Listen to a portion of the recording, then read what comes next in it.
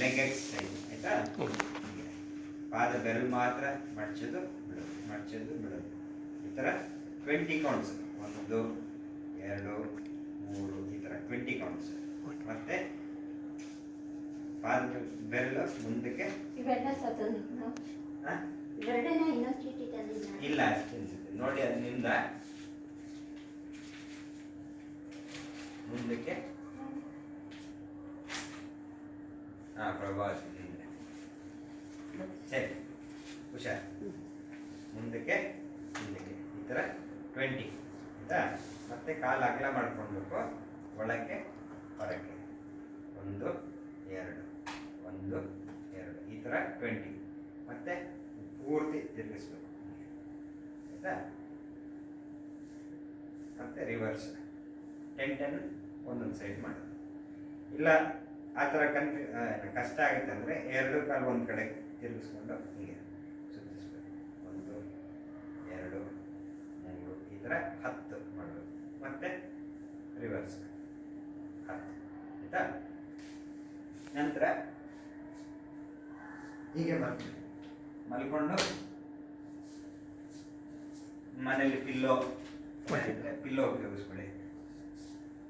ಇಲ್ಲ ಈ ಥರ ಸಣ್ಣದು ಇಟ್ಟಿಗೆ ಇಟ್ಟಿಗೆನ ಹೀಗೆ ಇಟ್ಕೊಂಡು ಸಾಫ್ಟ್ ಆಗಿರೋ ಮೆಟೀರಿಯಲ್ ಇದ್ದರೆ ಒಳ್ಳೆಯದು ಆಯಿತಾ. ಈ ಥರ ನಿಮ್ಮ ಸೊಂಟದ ಕೆಳಗಡೆ ಇಟ್ಕೊಂಡು ನಿಧಾನಕ್ಕೆ ಒಂದಷ್ಟು ಹೊತ್ತು ರಿಲ್ಯಾಕ್ಸ್ ಮಾಡ್ಕೊಳ್ಳಿ. ಒಂದು 20 30 ಕೌಂಟ್ಸ್ ರಿಲ್ಯಾಕ್ಸ್ ಮಾಡಿ. ಇದರಿಂದ ಏನಾಗುತ್ತೆ, ಈ ಏರಿಯಾ ಒಂದು ಸ್ವಲ್ಪ ಫ್ರೀ ಆಗ್ತಾ ಹೋಗುತ್ತೆ ಆಯಿತಾ. ನೆಕ್ಸ್ಟ್ ಹೀಗೆ ಪೂರ್ತಿ ಸೊಂಟನ ಮೇಲೆ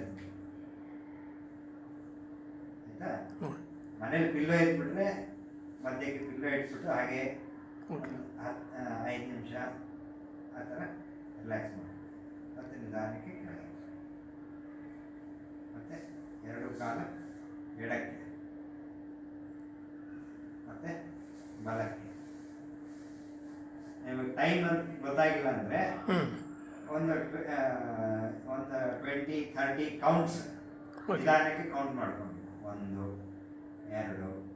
3 4 ಈ ಥರ 20 ಕೌಂಟ್ ಇಲ್ಲ 30 ಕೌಂಟ್ ಒಂದೊಂದು ಪೊಸಿಷನ್ ಮಾಡಬೇಕು ಆಯಿತಾ. ಆಮೇಲೆ ನಿಧಾನಕ್ಕೆ ಹೀಗೆ ಹೊರಳಿ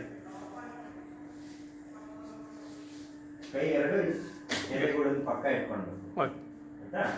ಕಾಲು ನಿಮ್ಗೆ ಹೇಗೆ ಅನುಕೂಲ ಆಗುತ್ತೆ ಆ ರೀತಿ ಇಟ್ಕೊಳ್ಳಿ, ಆದರೆ ಆದಷ್ಟು ಹತ್ತಿರ ಇಟ್ಕೊಳ್ಳಿ ಪ್ರಯತ್ನ.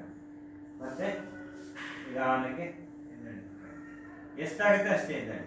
ಇಷ್ಟೇ ಆಯಿತು ಅಂದರೆ ಇಷ್ಟೇ ಎದ್ದೇಳಿ, ಪೂರ್ತಿ ಆಗುತ್ತೆ ಅಂದರೆ ಪೂರ್ತಿ ಎದ್ದು ಮೇಲೆ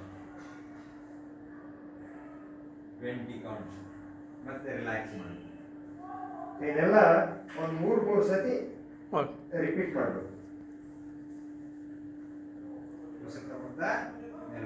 ಇದು 20 ಹೇಳೋರ್ಗೆ ಹಂಗೆ ನಿಂತಿರ್ಬೇಕು. ಇದು 1 2 3 4 5 6 7 8 9 10 1 2 3 4 5 6 7 8 9 10 ರಿಲ್ಯಾಕ್ಸ್ ಅಷ್ಟೇ. ಒಂದು 20 ಕೌಂಟ್ಸ್ 30 ಕೌಂಟ್ಸ್ ಇಟ್ಕೊಳ್ಳಿ, ಮತ್ತೆ ರಿಪೀಟ್ ಮಾಡಿ. ಅದು 3 ಟೈಮ್ಸ್ ಮಾಡಬೇಕು. ಇಷ್ಟು ಮಾಡಿ ಸೊಂಟ ನೋವು ಸ್ವಲ್ಪ ಕಮ್ಮಿ ಆಗುತ್ತೆ. ಜೊತೆಲಿ ಔಷಧಿ ಏನು ಕೊಡ್ತಾರೆ ರೆಗ್ಯುಲರ್ ತಗೊಳ್ಳಿ. ವಾಕಿಂಗ್